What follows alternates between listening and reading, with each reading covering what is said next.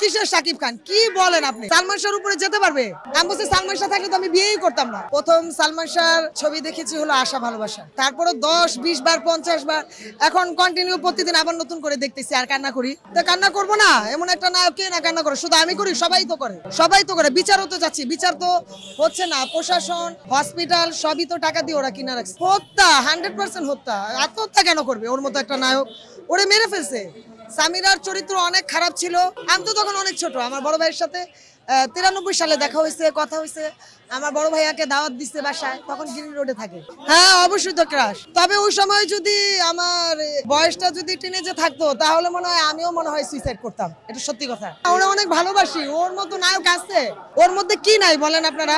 না না, কিসের শাকিব খান কি বলেন আপনি?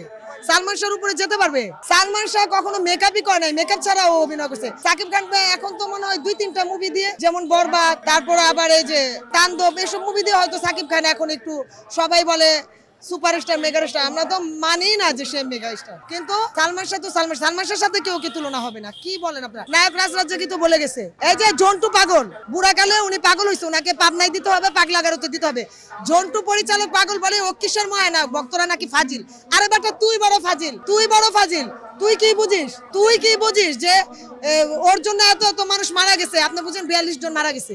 আমি যদি ওই সময় ওই বয়সে থাকতাম আমিও মারা যেতাম। আসলে আমিও মারা যেতাম। এখনই তো কান্নাকাটি করি।